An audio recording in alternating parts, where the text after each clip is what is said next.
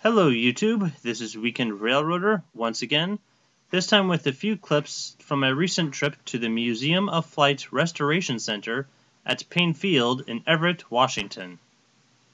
As the name implies, this building is a restoration center for the Museum of Flight in Seattle, Washington. It is an active restoration building, and there are planes in various stages of completeness lined up throughout the entire building. I went on a self-guided tour with my friend. There are basic informational signboards in front of each aircraft, but there is not a lot of interactive material presented. However, I did not find this disappointing in the least. The workers at the Restoration Center were more than happy to show us around, answering our questions and showing us the hard work that goes into restoring historic aircraft. One gentleman had a terrific story to tell.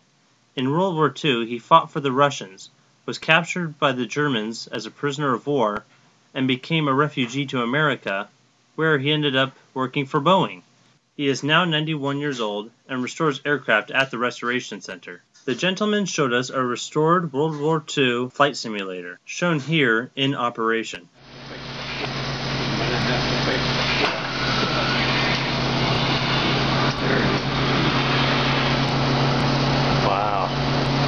And it moves, you know. So it's just to get me used to the feel of the plane? Yeah. Do either of you fly? No. No.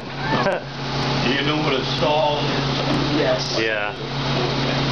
Here you can stall without breaking your neck. It will stall. See, now he's climbing. If you watch the altitude, it's going up. Wow. And his speed's going down? And this guy here, this is out with the altimeter. Yeah. This is, it tells you how high What pitch you're at? Wow. And if it climbs too high and runs out of air, Yeah. Stall. that's when it hooks in.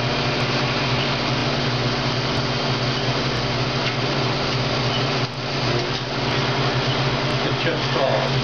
It just stalls. There you Are go. those vacuum tubes from the rear airspeed's panel? going way up. Yeah, there you go. See, here's the instructors. Yeah. Everything works. Everything's up there. So what are these two little blue lights in the back? Are those vacuum tubes? Well, you just, vacuum tubes. And we put that glass panel in there for the benefit of the visitors.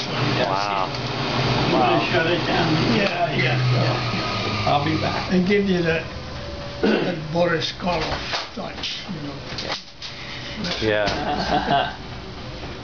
Wow. Must have been hard to find replacements for those. Well, it costs $40 in there. Wow. It gives you this turning. You want me to turn it off? No, well, for a minute. Just for it, Yes. yeah. And everything works.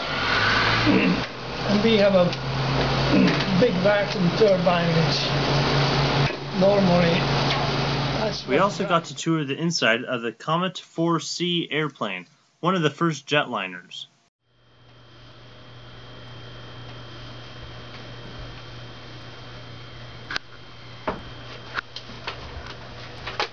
This looks like this is where they prepared the food. Yeah, look at the seats over here. The sink, telephone. Very tiny doorway.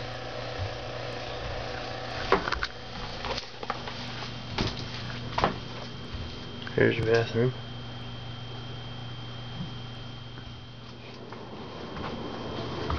Unless I'm stupid, which is a possibility. Here we go.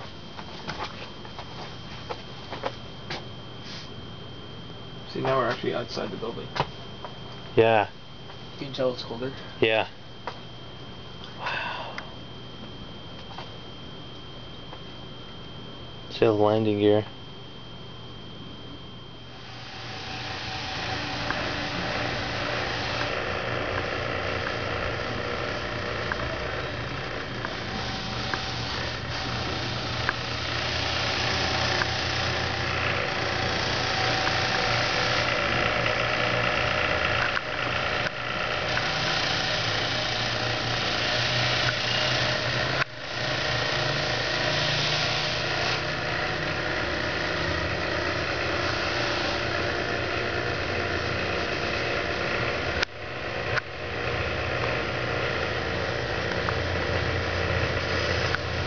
After touring the main hangar, we also got to go outside to see a few other planes in storage, as well as another smaller hangar.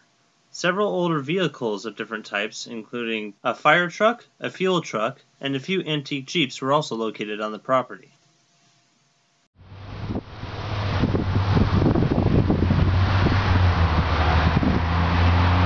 Like the colors on that one. Yeah, it's really. This is experimental. Yeah. Let's walk around this one a bit.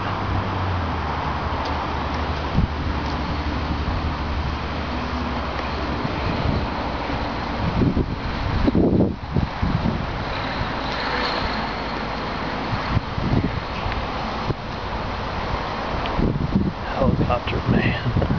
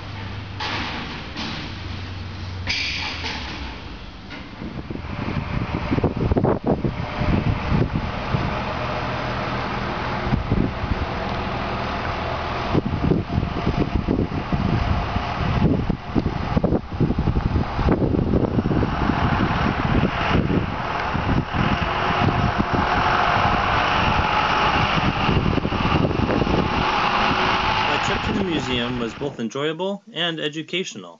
It was definitely worth the $5 to get in at the door. If you are in the area and are interested in aviation and or history, I would definitely recommend visiting this museum. That's all for now, and thank you for watching this edition of Weekend Railroaders Whistle Stops.